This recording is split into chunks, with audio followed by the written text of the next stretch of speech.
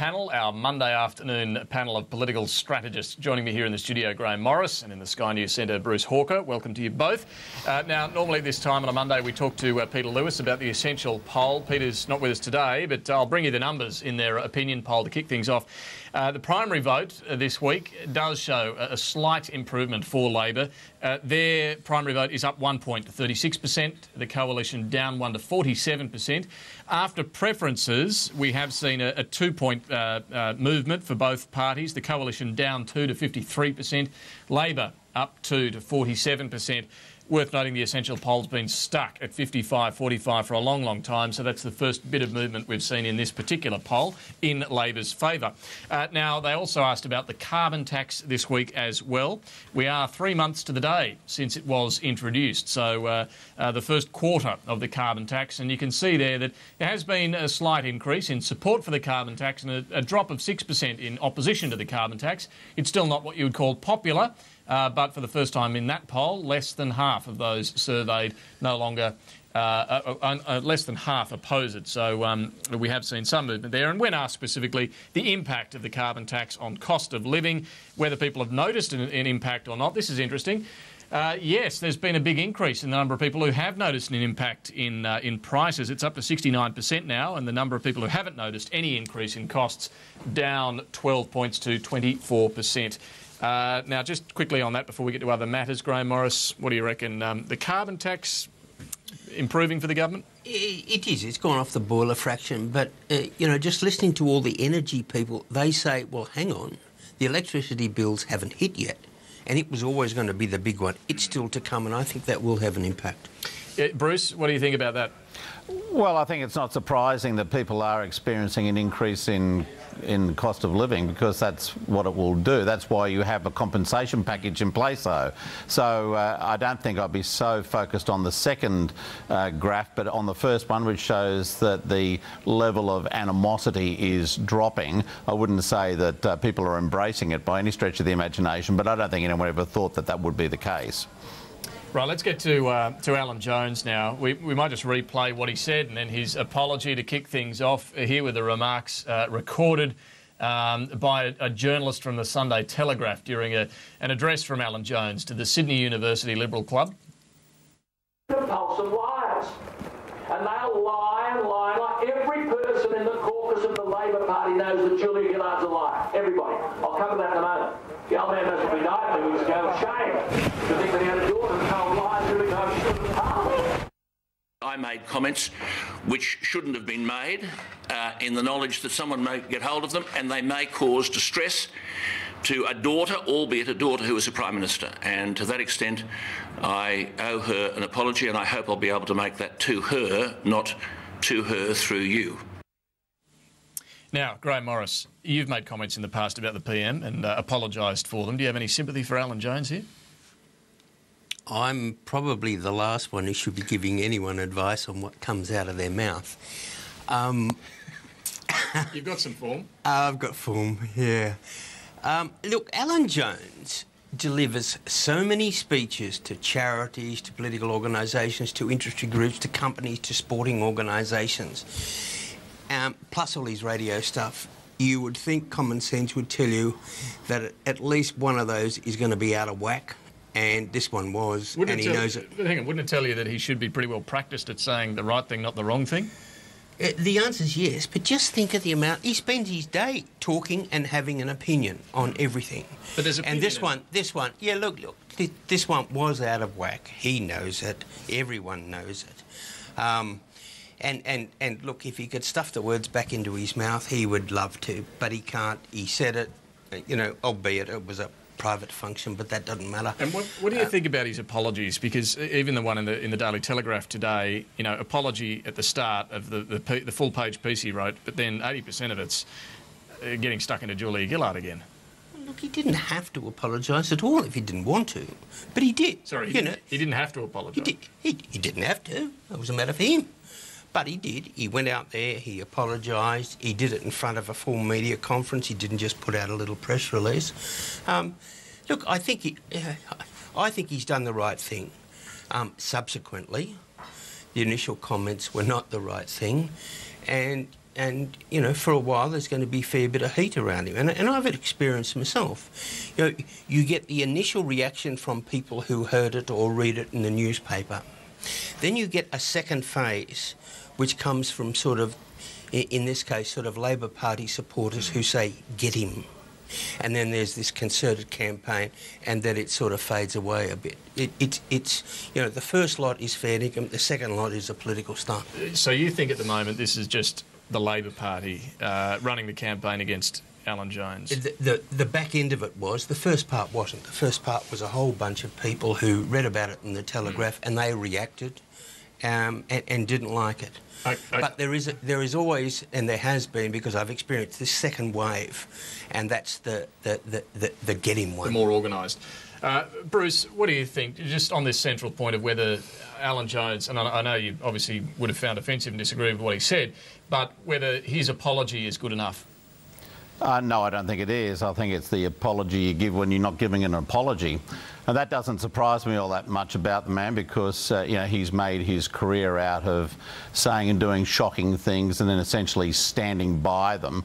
And I don't think he's really gone out of his way to express real contrition for what he did. But I think more importantly, the leader of the Liberal Party also has got to say, look, Alan Jones did this at a Liberal Party fundraising event, and there were Liberal Party members of Parliament there, and I apologise, not for what Alan Jones said, but for the fact that none of them got up and left the room. Not one of them got out and objected to what he said or apologised for being in the room at a time when he was saying those things. That's what is reprehensible about this. So you're saying Tony Abbott really should apologise on behalf of everyone in that room and the fact that the event was held, and he's responsible as the parliamentary leader for things that happen at a university Liberal club? Well, it's a matter of such moment that I think Tony Abbott does need to come out and say, you know, people should have actually done a lot more at that function to distance themselves from what the man said. He said those things and not one person stood up and said, you've just gone beyond the pale, Alan, withdraw what you said. And that would have been an appropriate thing for any one of them to do. But look, everyone knows that they were there to have a big, rousing bit of fun at the expense of Julia Gillard. They even auctioned off a chaff bag suit, which Alan Jones bid for and won himself. You can just see what sort of an atmosphere was being generated there. And you bring this bloke along to those sorts of events with his violent sort of language that he uses quite frequently, both on the air and in public demonstrations, and that's what you're going to get. You're going to get somebody overstepping the mark. Now, Graham, on this Labor effort to link Tony Abbott to this, and you know, whether you think some of it's a stretch too far or not, is it damaging to Tony Abbott? Labor Party would like to think it was. Look, for 48 hours it could be, just a little if the Labor Party keeps going. But look, you know, we know whatever Alan Jones or anyone says is Tony Abbott's fault. You know, today we've seen it with all the Labor people. Nicola Roxon has an ingrown toenail. Anthony Albanese's fridge light won't work. Craig Emerson's plane was late last week. It's all Tony Abbott's fault. But do you think, I mean, do you think in the broader electorate this will be effective to some degree, this constant, you know, blame Tony Abbott? Look, a concerted campaign always has some effect, no doubt about that. But people sort of start seeing it for what it is, you know. And we've got a concerted Get Tony campaign at the moment, and you get to a stage where the electorate says, "Oh, this is just a political game."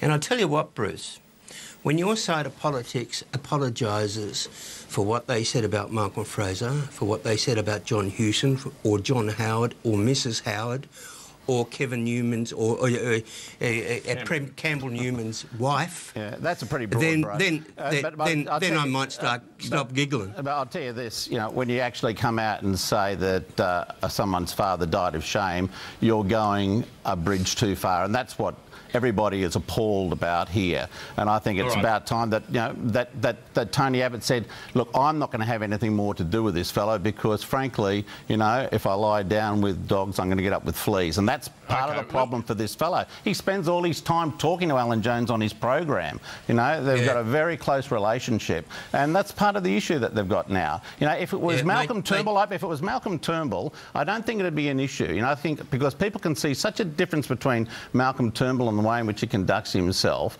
and someone like Alan Jones, that if he came out as he did and said this is appalling, everyone would say thank you, end of the section. Not so easy with Tony Abbott because I think people do see him in a very aggressive sort of a mould. Let me ask you both. Okay, put the politics. Mateship still counts in the Liberal Party.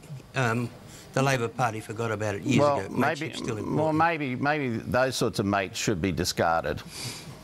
Let's look at what this is going to mean for Alan Jones. Now, you both know the power and influence that he has wielded for many years in Sydney and nationally, politically as well. The fact that we've seen a number of corporate sponsors today pull out, admittedly, a lot of them are suspending their advertising and may well return. But, Grahame, what do you think the impact of this will be? Look, is he going to end his career at all or not? No. Nobody likes this sort of financial whack in any sort of business, and I've seen it happen with newspapers, radio people, TV stations in the past. But things do settle down, and people realise that Alan Jones has a massive audience. And you know, if you are selling a product, you will want to be on that program. So this won't matter a jot in the long run? It'll matter for 3 months. All right. Bruce, what's your prediction? Well, I think it probably will affect him, and I hope that people will now take everything this bloke says not with a grain of salt but with a huge chunk of salt. And I think that's where his damage to himself and his own credibility is most apparent and will be in the future. I think people will say, isn't this the fella that goes around saying really offensive things? There'll be some people who are a hardcore group of supporters of his who will back him all the way. But I think others won't, and I think there'll be some advertisers who will say, this fellow is too much of a loose cannon for me to go back in and start backing him again, start advertising on his program, because he's just as likely to say something in a week's time. That's the sort of person he is. He doesn't actually manage to show self-control when he's in these sort of rants. I've seen them, and he's uncontrollable. He doesn't, you know, really bring himself under control. I will predict that tomorrow morning he'll have a fairly big audience tuning in to see what he has to say when he's back on the airwaves. We'll take a break. We're going to move on to some other issues. Stay with us.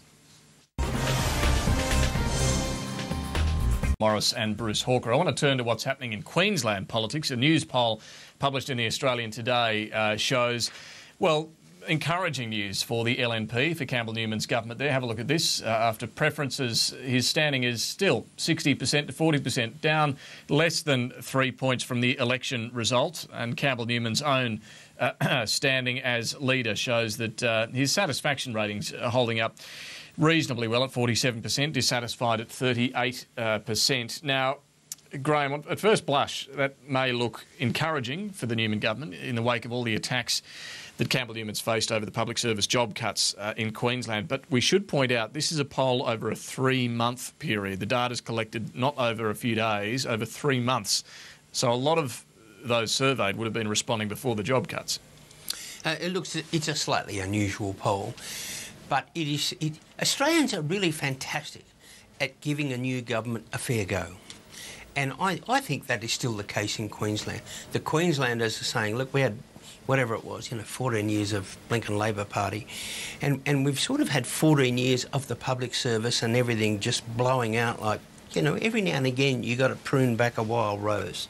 And I think that's what Campbell Newman has done. And the electorate is saying, look, that hurt was probably a bit rough, but compared to the Labor opposition, and that's what this poll is, how do you think Campbell Newman is going compared to the Labor opposition in Queensland? Well, it's still a no contest. Those income earners, those families who've lost an income earner, they would say it's more than a bit rough, wouldn't they? They'd be feeling this pretty... Yeah, that's true. And that's why there is a bit of a dive, but nothing like the crash that people thought. But I do think, this is a Queensland poll, but I do think that the actions of the Premier in Queensland and the actions of the Premier in New South Wales have sort of taken a bit of the gloss off the word Liberal in those two states. And that means, I think, that at a federal level, the word Liberal in those two states is not as sort of in favour as it has been. But when it comes to, is Campbell Newman doing a better job than the opposition in Queensland? Well, of course he is, and the electorate knows it. Bruce, how do you describe the scene at the moment in Queensland? Oh, I think it's grim, and I think a lot of people are starting to have a really good hard look at Campbell Newman and the way in which he's conducted himself, particularly with respect to the job cuts. But can I just go back to this point that you raised at the outset, David, because it is very important.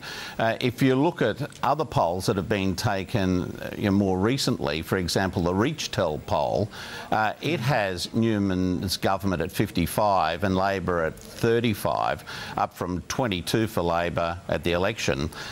So it actually shows a 13% jump and I think a 13% dive for the Newman government. So we should be very sceptical about this, and that Possum Comitatus blog in the Crikey really explains it very well today, I think, and everyone should have a look at that to get a real sense of it.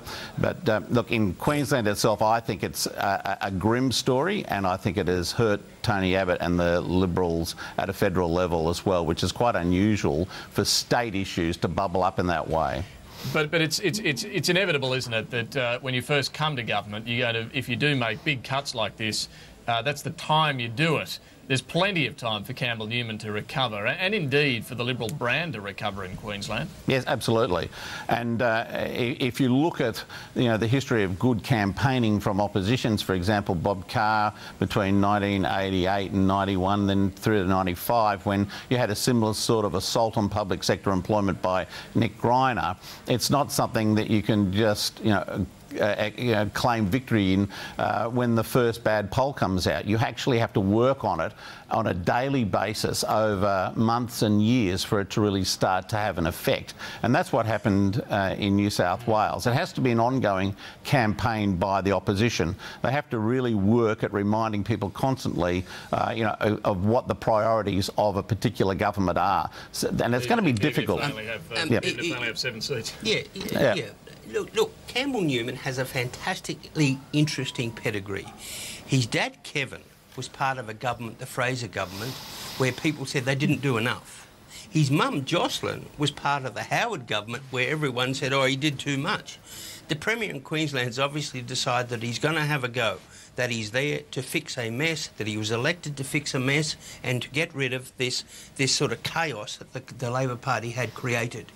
And he genuinely thinks, and I think the Queenslanders may too, that it'll all be worth it. There is some pain, but in the end, it will be worth it. And the Queenslanders, I think, will say, on you, mate. Well, Grahame, we know you're heading up there this week, so maybe next week we'll get some insights from you on the political scene and the thinking of the Newman government as well. We're out of time. Bruce Hawker, Grahame Morris, good to talk to you both. Thanks for that.